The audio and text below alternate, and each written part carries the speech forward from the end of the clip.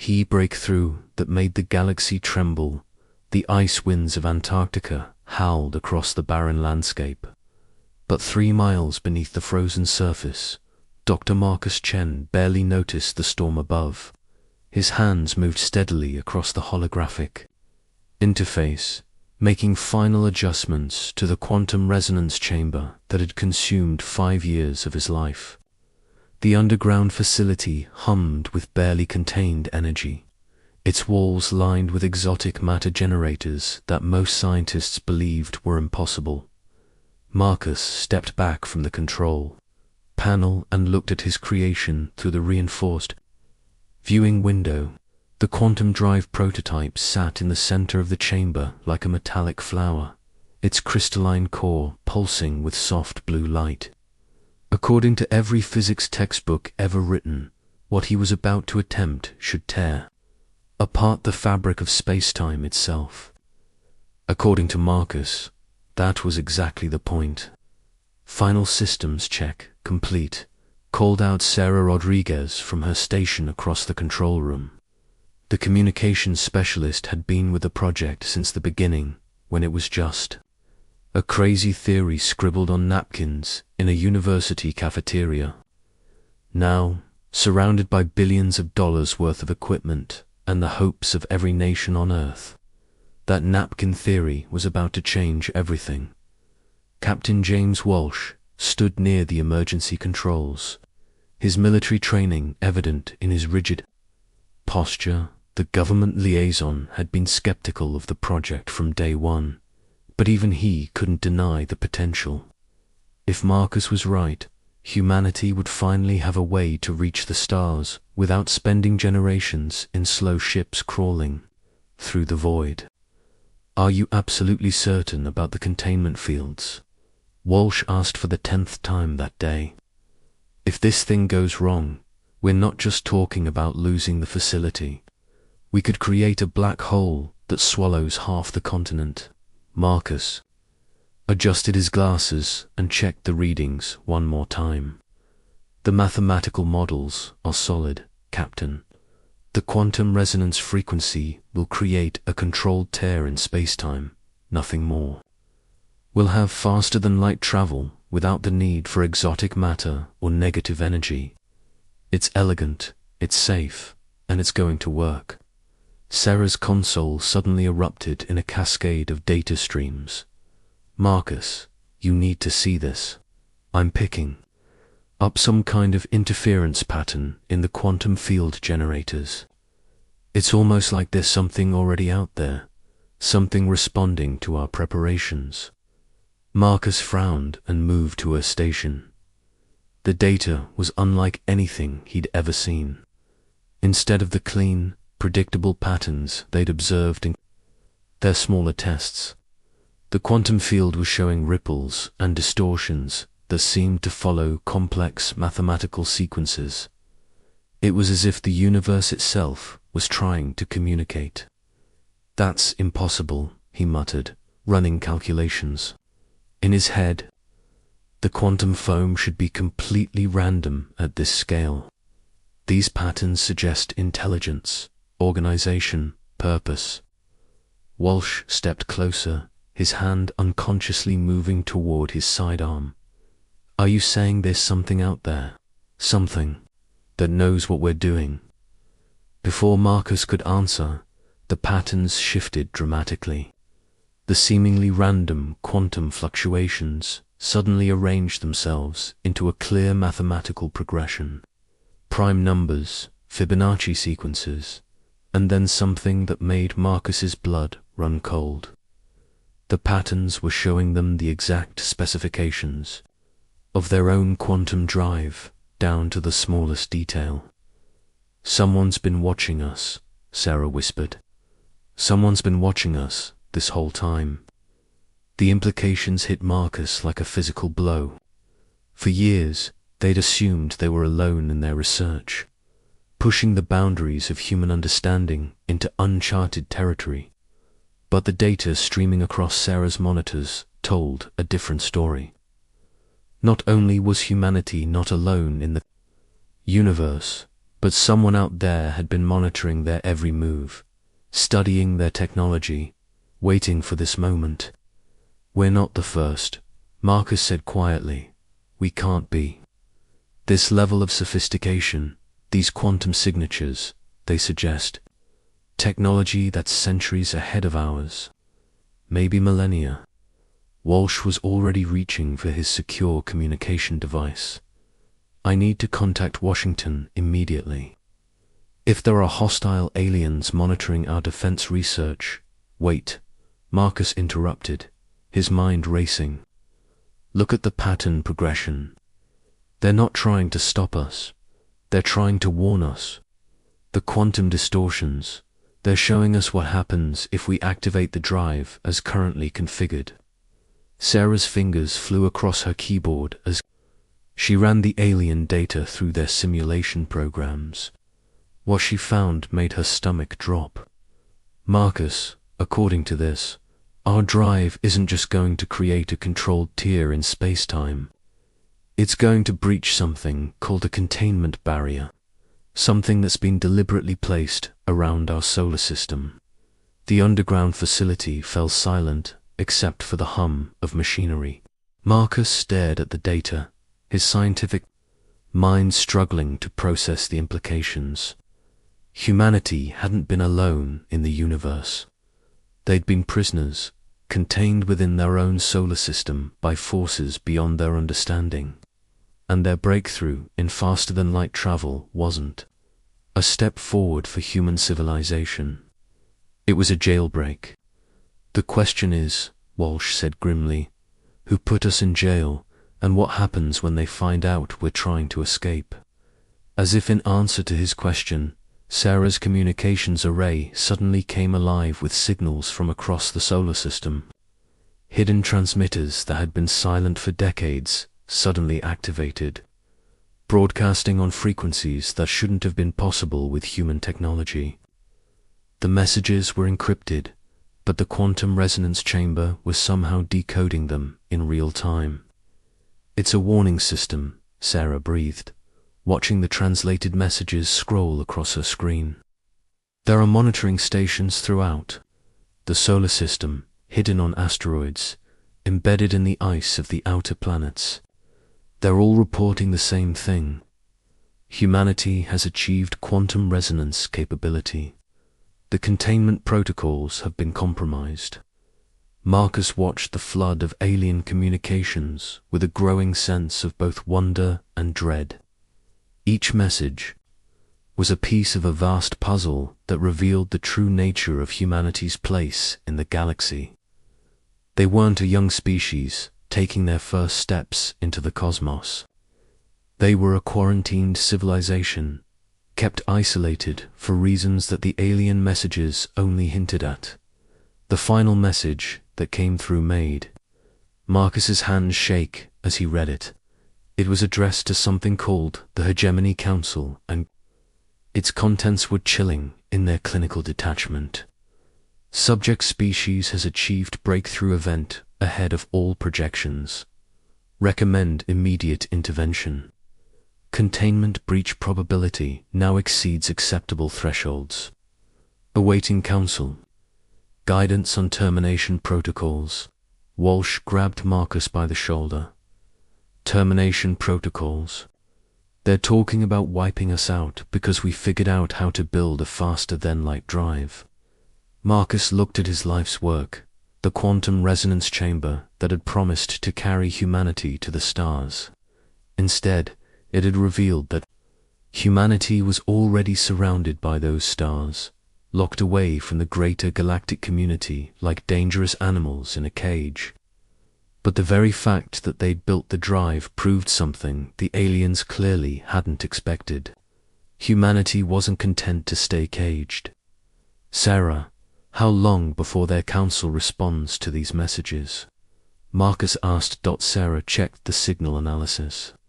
"Based on the transmission delays and the responding signals I'm picking up, I'd say we have maybe 6 hours before whatever passes for alien leadership out there decides what to do with us." Marcus made a decision that would change the course of human history. Instead of shutting down the quantum drive, he began preparing it for activation.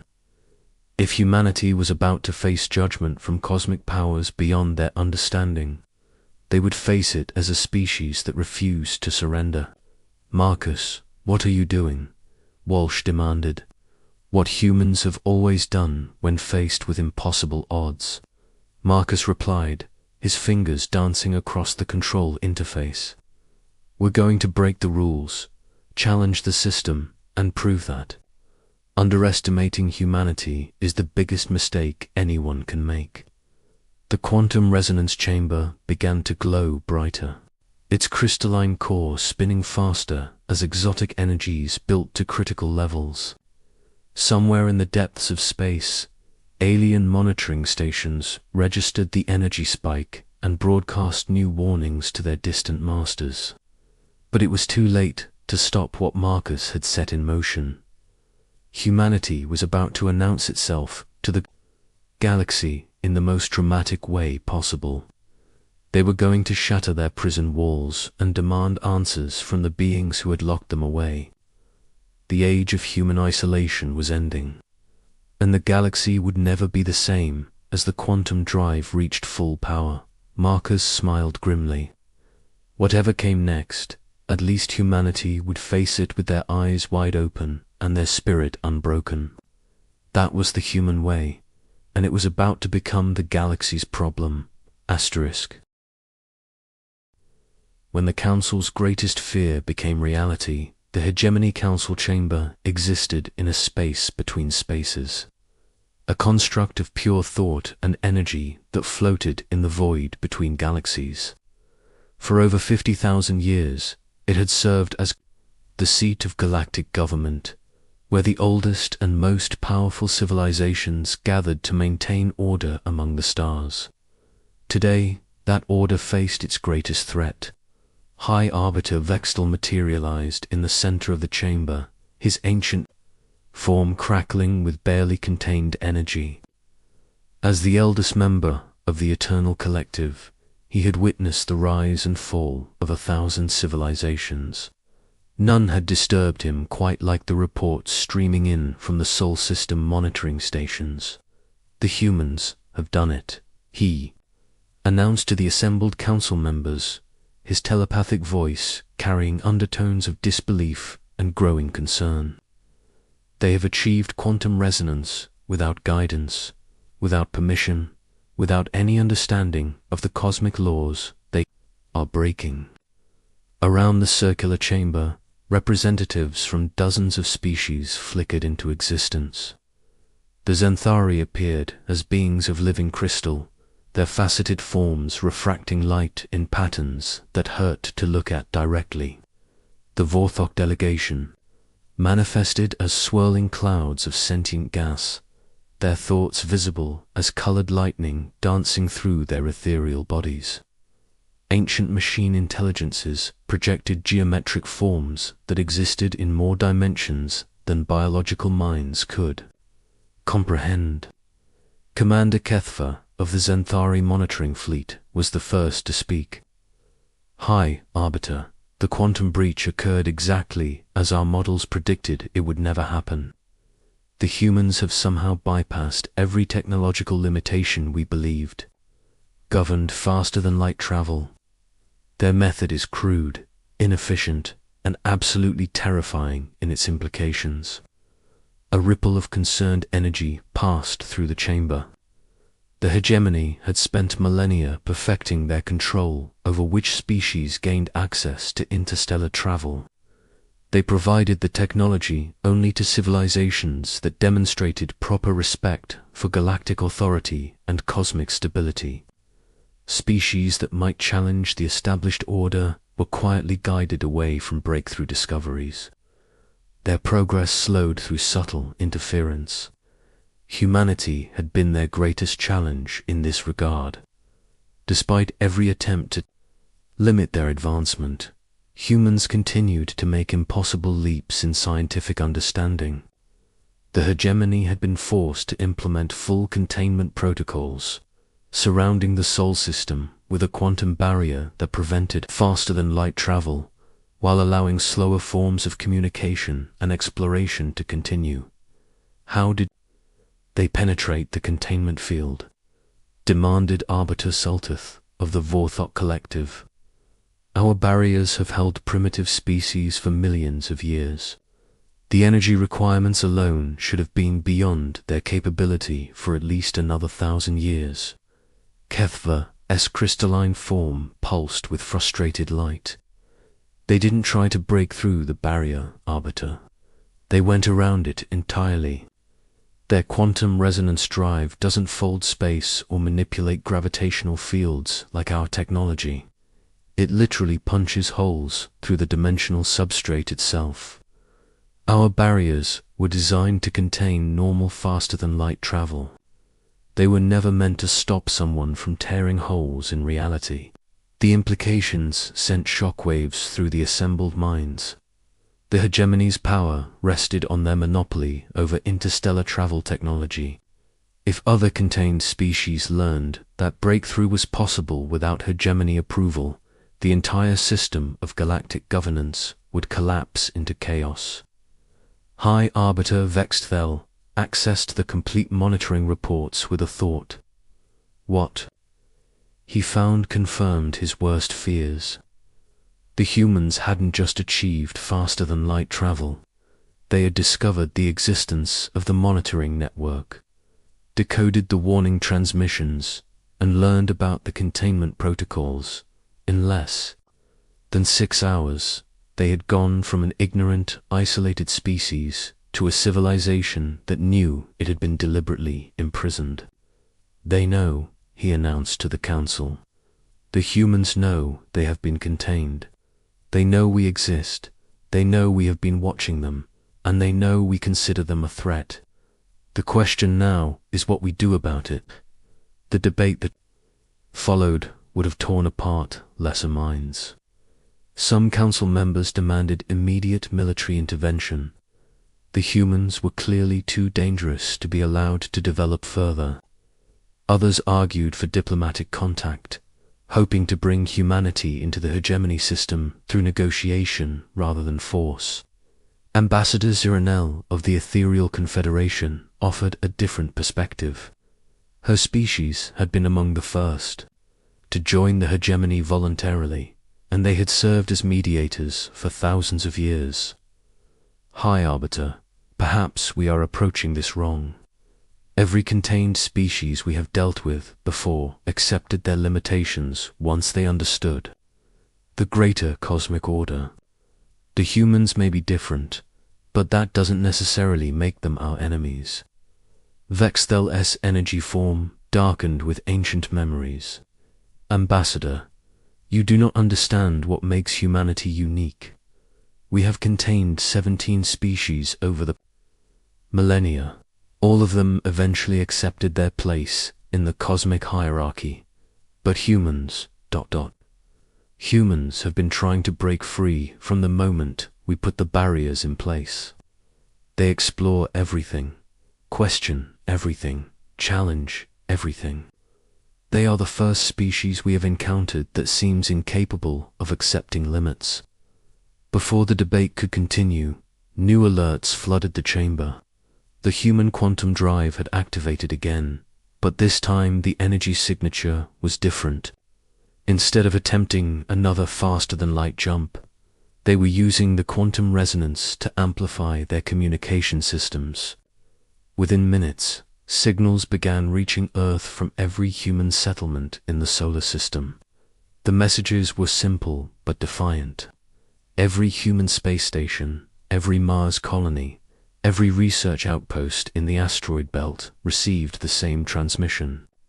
It was from Dr. Marcus Chen, speaking directly to his entire species, people of Earth and all human settlements. This is Dr. Marcus Chen from the Antarctic Research Facility. What I'm about to tell you will sound impossible, but I have proof of every word. We are not alone in the universe. We never have been. For our entire history, we have been watched, monitored, and deliberately contained by alien powers that see us as a threat to their galactic order. The Hegemony Council watched in stunned silence as humanity's response unfolded across their monitoring networks. Instead of panic or submission, the human reaction was pure defiance. Within hours, every major government on Earth was coordinating a unified response.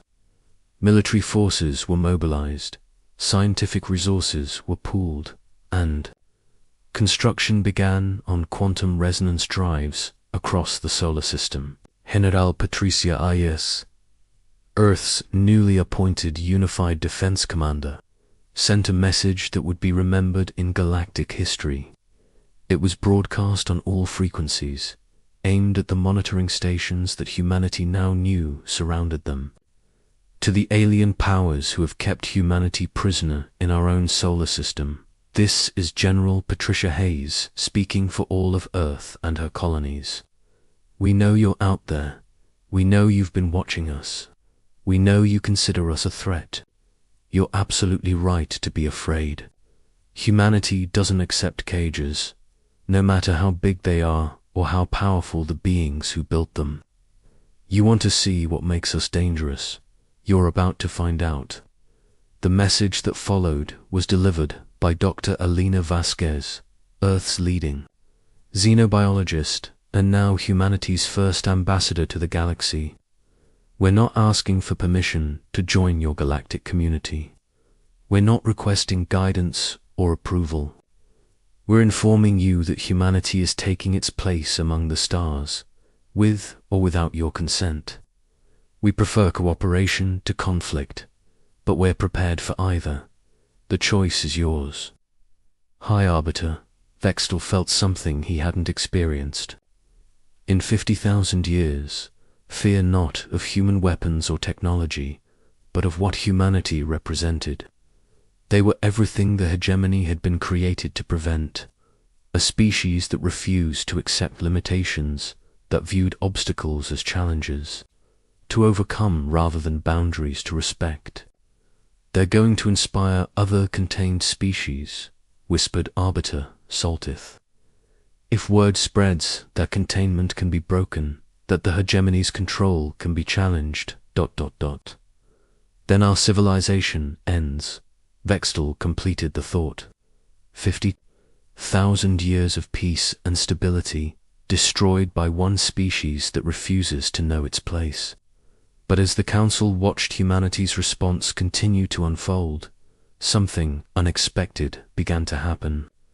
The quantum resonance technology that had broken through their containment barriers began to reveal new possibilities.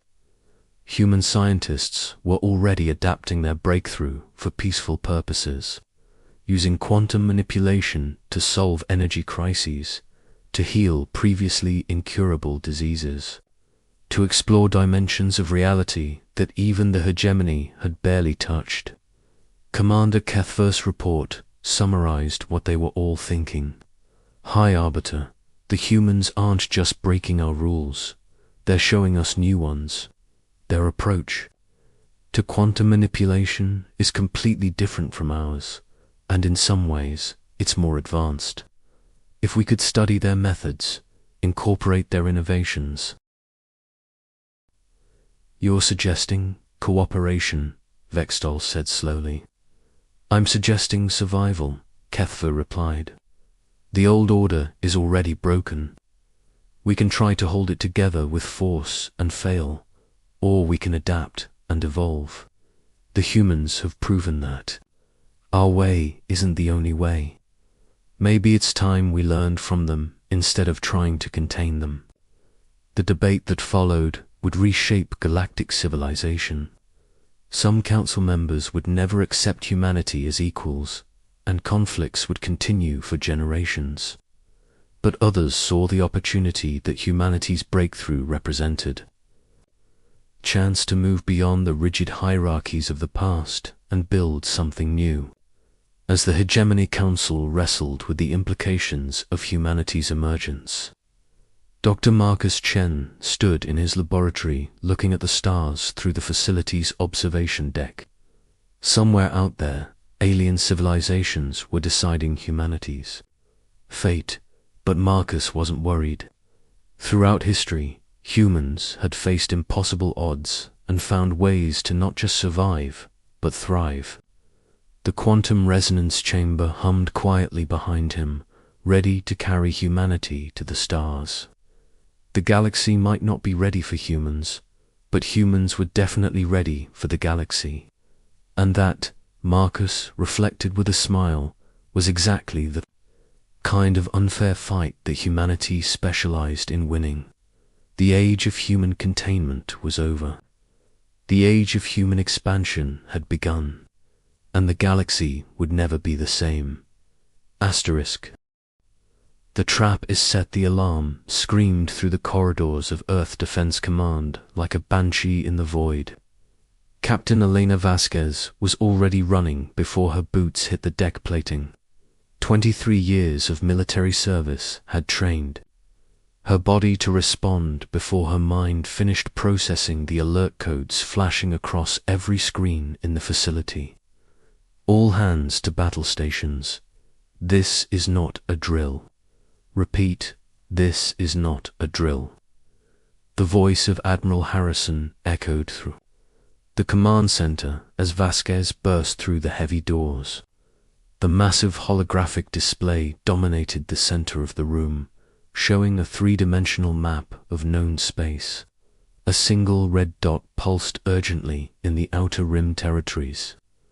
"What do we have?" Vasquez demanded, her dark eyes scanning the tactical readouts. Lieutenant Commander James Park turned from his console, his usually calm demeanor cracked with worry. "Distress signal from Colony Prime 7, ma'am. Full emergency broadcast using Delta 9 protocols." Vasquez felt her blood chill. Delta 9 was reserved for only the most desperate situations. Total colony collapse. No hope of survival without immediate intervention. "Play it," she ordered. The speakers crackled to life, and a woman's voice filled the command center, weak, desperate, barely audible through layers of static and interference. "This is Governor Sarah Chen of Colony Prime 7. We are under attack. Repeat, we are under attack. Zephyrian forces have broken through our orbital defenses. Civilian evacuation is impossible. We have maybe hours before total collapse. If anyone receives this transmission, please tell Earth we held the line as long as we could." The transmission cut to static, then repeated. Each loop seemed to grow fainter, as if the power source was failing. Admiral Harrison stepped forward, his weathered face grim.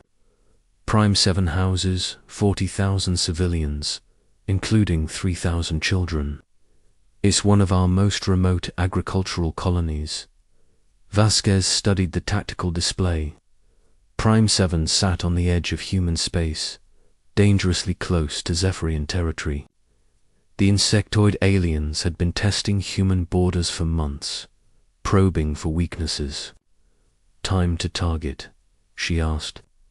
18 hours at maximum burn with Task Force Hammer, Park replied. "The Thunderbolt, Defiance, and Retribution are already prepped for immediate departure." Vasquez nodded. Task Force Hammer was Earth's rapid response fleet, 3 of humanity's most advanced destroyers, crewed by the best officers the Defense Force could produce. If anyone could reach Prime 7 in time, it was them. Signaled the fleet. "Launch in 30 minutes. Full combat loadout, ma'am." Park hesitated. "Long-range sensors aren't picking up any Zephyrian fleet movements in that sector." "They wouldn't be," Harrison interjected. "The Zephyrians use stealth technology we barely understand. By the time we detect them, the colony could already be." Vasquez was already moving toward the exit. "I'm taking command of the Thunderbolt. Park, you're with me. Harrison, maintain communication protocols. If we don't report back within 48 hours, assume the worst." The next 30 minutes passed in a blur of preparation and prayer. Vasquez stood on the bridge of the UES Thunderbolt, as Earth fell away beneath them. The destroyer was a masterpiece of human engineering, bristling with plasma cannons, missile tubes, and the latest in defensive shielding technology. "Jump coordinates locked in," announced Commander Sofia Torres from the navigation console. "All ships report ready. Take us out," Vasquez ordered. Space twisted around them as the three ships entered hyperspace, racing toward what they believed was a desperate rescue mission. The journey to Prime 7 gave Vasquez time to think, and that was dangerous. Something felt wrong about the whole situation. Prime 7 was heavily fortified for an agricultural colony. How had the Zephyrians broken through so quickly? And why had there been no follow-up transmissions? "Commander Torres," she called, "run a full analysis on that distress signal. I want voice, pattern recognition, background noise filters, everything." Torres nodded and bent to her console. The Thunderbolt's advanced AI began dissecting the transmission bit by bit. 18 hours later, the three ships dropped out of hyperspace. At the edge of the Prime 7 system, what they found made everyone on the bridge fall silent.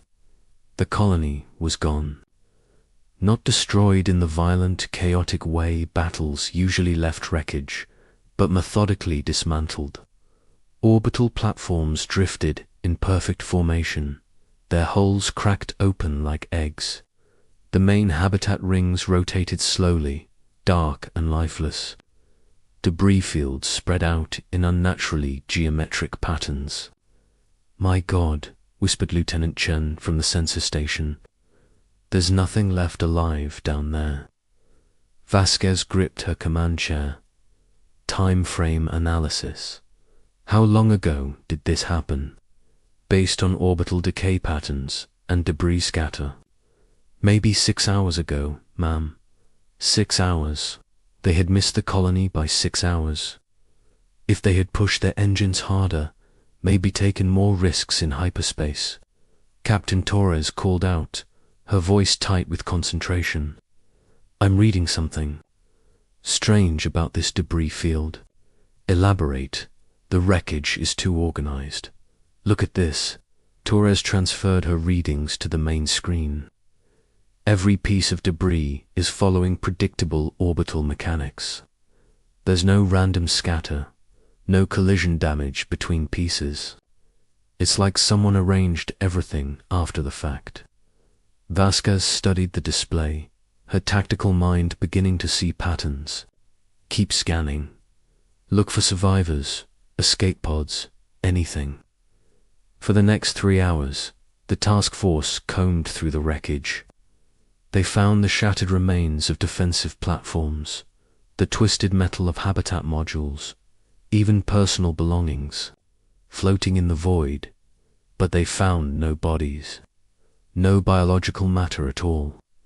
"It's like everyone just vanished," Park muttered.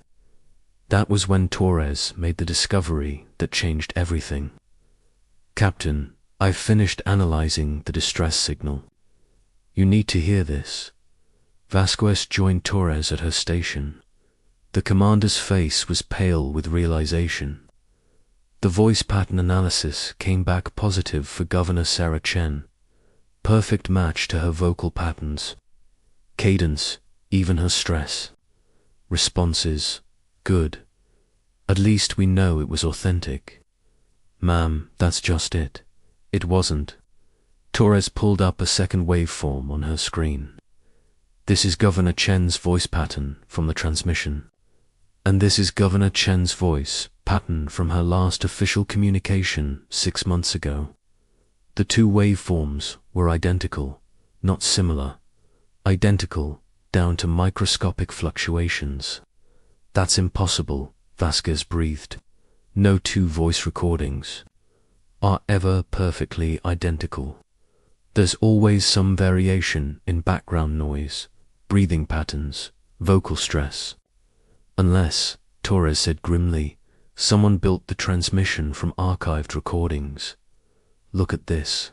She highlighted sections of the distress call. Every word, every pause, every breath can be found in Governor Chun's previous communications. Someone took her old recordings and reconstructed them into a distress call. The implications hit Vasquez like a physical blow. It's fake. The whole thing is fake. "Ma'am," Chen called from sensors, his voice urgent. "I'm picking up energy signatures. Multiple contacts, bearing 27 Mark IV. They're decloaking." The main screen filled with the sleek chitinous shapes of Zephyrian warships. Dozens of them surrounding the human task force in a perfect sphere. Their dark hulls gleamed with an oily iridescence, and weapon ports began to glow with charging energy. "Red alert. All hands to battle stations," Vasquez commanded, but she knew. It was too late. They had walked straight into a trap. A new voice filled the bridge, translated from the clicking, chittering language of the Zephyrians. It was cold, calculating, utterly alien. "Human vessels, you will surrender immediately. Lower your shields and prepare to be boarded. Resistance will result in your destruction." Vasquez looked around her bridge at the faces of her crew. Young men and women who had signed up to protect humanity, now facing death in the cold vacuum of space because someone had used their compassion against them. "Captain," Park whispered. "Orders." Elena Vasquez had spent her entire adult life preparing for this moment. Not this exact situation, but the moment when everything depended on her decision. When the lives of her crew and the honor of humanity itself hung in the balance. She had been taught that sometimes retreat was the better part of valor, that living to fight another day was worth more than a glorious death. But as she stared at the Zephyrian fleet surrounding them, all she could think about was the fake distress call. Someone had taken the voice of a human governor, a woman trying to protect her people, and turned it into bait for a trap. That was unforgivable. "Open a channel to the Zephyrian commander," she ordered. The main screen shifted to show a Zephyrian bridge. The alien commander was a towering insectoid creature with 4 arms and compound eyes that reflected the light like black diamonds. When it spoke, its mandibles clicked in what might have been amusement. "I am Fleet Admiral Kethva of the Zephyrian Empire. You have fallen for our deception, humans. Your emotional weakness makes you predictable. Surrender now, and we may allow some of your crew to live as specimens." Vasquez stood slowly, her hand resting on the plasma pistol at her hip. When she spoke, her voice carried the weight of every human who had ever faced impossible odds and refused to yield. "I am Captain Elena Vasquez of the United Earth Forces, and I have a message for you, Admiral. You made one critical mistake in your clever little trap." Kethva's mandibles clicked faster. "And what mistake is that, human?" Vasquez smiled, and it was not a pleasant expression. "You used our compassion against us. You faked a human distress call. That pisses us off." The alien commander's compound eyes seemed to glitter with confusion. "Your anger is irrelevant. You are outnumbered 15-1. "Maybe so," Vasquez replied. "But you clearly don't understand. Humans very well. See, we have this thing about people who hurt our families. And when someone fakes the death cries of our people," she paused, her smile becoming absolutely feral, "well, that's when we stop being reasonable." She cut the transmission and turned to her crew. Every face on the bridge reflected the same cold determination she felt burning in her chest. "All ships, this is Vasquez. They wanted to see what happens when you corner humans. Let's show them." Human fury unleashed. The silence that followed Captain Vasquez's declaration stretched across space like a held breath. On the bridges of the Defiance and Retribution, Captains Marcus Webb and Sarah Kim waited for orders. They had heard the transmission, seen the impossible odds arrayed against them. 15 Zephyrian warships against 3 human destroyers. In any rational military analysis, surrender would be the logical choice. But humanity had never been accused of being entirely rational. All ships implement Protocol Wildfire, Vasquez commanded through the encrypted channel. Chief Martinez, how long do you need? From the Thunderbolt's engineering deck, the voice of Chief Engineer Rodriguez Martinez crackled through the comm. Give me 10 minutes, Captain. Maybe 12 if they keep talking instead of shooting. On the Zephyrian flagship, Admiral Kethfer watched the human vessels with growing irritation. The 3 ships had not moved to surrender positions. Instead, they seemed to be repositioning themselves in some sort of defensive triangle formation. Humans, he clicked to his bridge crew, are more stubborn than our intelligence suggested. Open fire on the lead vessel. Disable their engines and weapons. The first wave of Zephyrian plasma bolts streaked across space, brilliant green lances of superheated energy designed to cripple rather than destroy. The aliens wanted the human ships intact, their technology salvageable. They had not accounted for human engineering. The Thunderbolt's shields flared as the enemy fire struck, but instead of absorbing the energy in the conventional manner, the ship's modified deflector grid did something unexpected. It channeled the incoming plasma through newly configured conduits, feeding the energy directly into the ship's weapon systems. Well, would you look at that? Martinez grinned from his engineering station. Their plasma is compatible with our charging systems. Captain, we just got a free weapons boost, courtesy of the bugs. Vasquez felt something she hadn't expected in this situation. Hope. All ships, prepare for scatter pattern Alpha. On my mark. The 3 human destroyers suddenly broke formation, accelerating in different directions with a coordination that spoke of countless hours of training. The Zephyrian ships, arranged in their perfect encirclement, found their firing solutions suddenly disrupted. But Admiral Kethfer had not survived centuries of space combat by underestimating his enemies. Twice. Pursuit formation, Gamma, divide them and destroy them individually.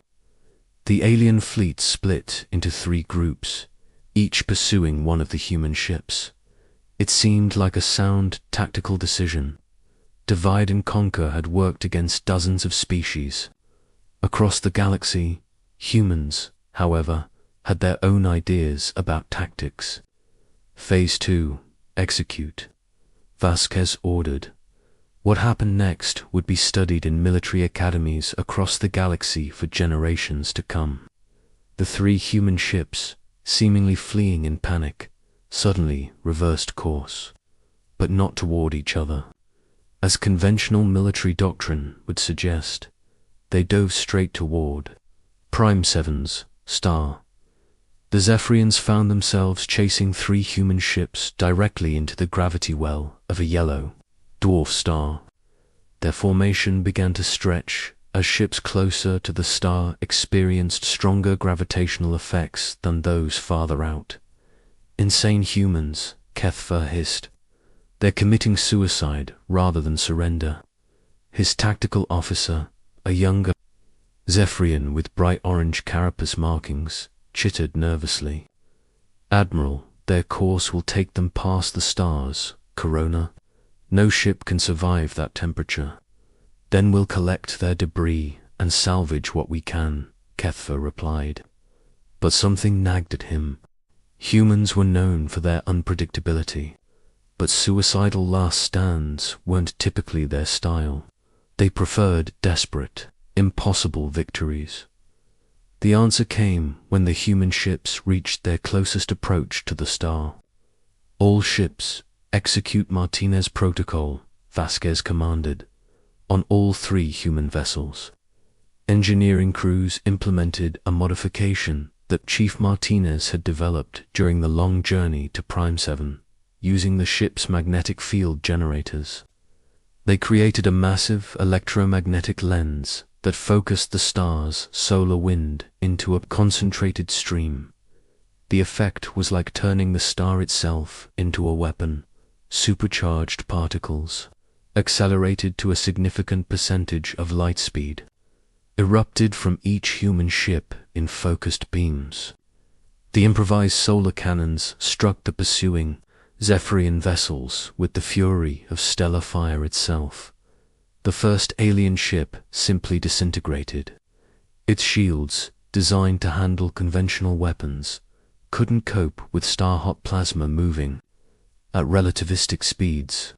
The second ship lost its forward section, spinning wildly as atmosphere vented from breached compartments. "Impossible," Kethfer breathed, watching his perfect trap fall apart. "How are they generating that much power?" His science officer provided the answer that chilled every Zephyrian on the bridge. "They're not generating it, Admiral. They're harnessing their star. The humans have weaponized stellar wind." But the human ships weren't done. Using the star's gravity as a slingshot, they accelerated beyond what should have been possible for vessels of their size. As they swung around the star's far side, they began broadcasting on all frequencies, not to the Zephyrians, to Earth. "This is Task Force Hammer," Vasquez's voice carried across space. "Priority Alpha transmission. We have confirmed Zephyrian deception capabilities. They can fake our distress signals. Repeat, the enemy can mimic human emergency calls." The transmission included full technical specifications of how the fake distress call had been constructed, detailed scans of the artificial debris field, and most importantly, the exact coordinates of Admiral Kethver's fleet. The Zephyrian admiral realized his mistake too late. In trying to trap the humans, he had revealed his fleet's position to Earth Defense Command, and humans, as he was learning, had very strong feelings about being deceived. "Sir," his communications officer reported, with obvious fear, "I'm detecting massive hyperspace distortions. Something big is coming." The space around Prime 7 began to ripple and tear as massive shapes emerged from hyperspace. Not just ships, but an entire battle group. The EU's Avenger, Earth's newest dreadnought, 6 heavy cruisers, 12 destroyers, and something else, something that made Admiral Kethver's compound eyes widen with genuine fear. The UES Retribution, Earth's prototype battleship, a vessel so large it was more mobile space station than ship, bristling with enough firepower to sterilize a continent. Admiral Harrison's voice boomed across all frequencies. "This is Earth Defense Command. You attacked our people. You used our voices against us. You thought our compassion was weakness." The human fleet arranged itself in perfect battle formation, surrounding the Zephyrian ships that had moments before been the hunters.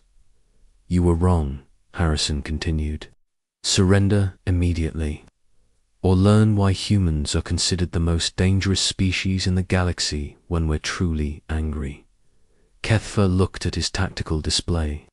His 15 ships now, reduced to 11 after the humans' solar wind attack, faced nearly 30 human vessels. The trap had become a slaughter, but even facing impossible odds, the Zephyrian admiral's pride wouldn't let him yield. "All ships, attack formation Delta. We die with honor." The space battle that followed lasted exactly 14 minutes. The Z fought with the desperate fury of warriors facing annihilation. Their plasma cannons lit up space with green fire, Their missiles streaked toward human targets in swarms, and their boarding pods attempted to carry the fight to the enemy directly. It wasn't enough. Human tactics had evolved through centuries of warfare against their own species. They understood deception, misdirection, and the art of turning an enemy's strength against them. More importantly, they had learned to fight as a unified force while maintaining individual initiative. The Thunderbolt, Defiance, and Retribution, their crews, now burning with righteous fury, led the assault. They had been deceived, trapped, and nearly killed by an enemy that used their own compassion against them. That was unforgivable. Captain Webb of the Defiance had his ship perform a maneuver that would later be called Webb's Gambit, a spiraling attack run that allowed his vessel to fire on 3 different enemy ships, while avoiding return fire through constant acceleration changes. Captain Kim of the Retribution demonstrated why human pilots were feared throughout the galaxy by threading her destroyer through a debris field at velocities that should have been suicidal. Emerging directly behind the Zephyrian flagship, and Captain Vasquez aboard the Thunderbolt did what humans did best. When pushed beyond their limits, she improvised. Martinez, she called to her chief engineer, "Can we reverse the polarity on the solar wind collectors?" "Captain, that would turn our own ship into a giant electromagnet. Any metal debris in the area would be pulled straight toward us." Vasquez's smile was pure predator. Perfect. The Thunderbolt became a magnet, pulling in shattered pieces of Zephyrian ships. But instead of letting the debris impact their hull, the ship's point defense systems vaporized each piece, creating a spectacular light show that looked like a star being born. More importantly, the electromagnetic field disrupted Zephyrian targeting systems. Their precision plasma weapons began firing wild, hitting empty space or, in some cases, other Zephyrian ships. Admiral Kethver watched his fleet dissolve around him. Ship after ship fell to human weapons, human tactics, human fury. His own flagship shuddered as multiple impacts penetrated their shields. "Admiral," his tactical officer reported, "we have lost 60% of our fleet. Recommendation, immediate retreat." Kethver looked at the tactical display one last time. The humans had turned his perfect trap into their victory. They had weaponized a star, used his own deception against him, and called in reinforcements using the very coordinates he had thought were secret. But perhaps most disturbing of all, they had fought with a cold, calculating fury that spoke of a species that did not forget insults. The humans wouldn't just defeat him today, they would remember this deception. They would learn from it, and they would make sure it never happened again. "Signal retreat," he ordered, his mandibles clicking with reluctant respect. "But first, send a message to the Zephyrian High Command, sir. Tell them that faking human distress calls is now forbidden." The humans don't just rescue their own people, they avenge them, as the surviving Zephyrian ships fled into hyperspace. Admiral Harrison opened a channel to the task force that had started this entire engagement. "Task Force Hammer, this is Admiral Harrison. Status report."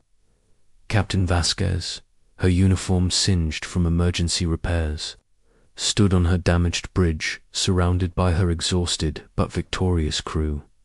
"Mission accomplished, sir. The deception has been exposed, the enemy has been defeated, and we've learned an important lesson." "And what lesson is that, Captain?" Vasquez looked out at the wreckage of the Zephyrian fleet, then at her own crew, who had faced impossible odds and emerged victorious through pure human stubbornness and ingenuity. "Never fake a human distress call, sir, because we will always answer and we will always remember who tried to use our compassion against us. The Battle of Prime 7 entered Earth's military history as a perfect example of human tactical adaptability. But throughout the galaxy, it became something else entirely. A warning: humanity would help anyone in genuine need. They would risk their lives for strangers, cross impossible distances to answer calls for help, and throw themselves into hopeless battles to save others. But if you faked that call for help, if you used their compassion as a weapon against them, then you would learn why humans were the most dangerous species in the galaxy.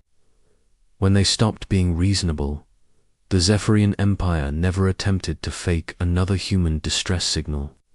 Neither did anyone else.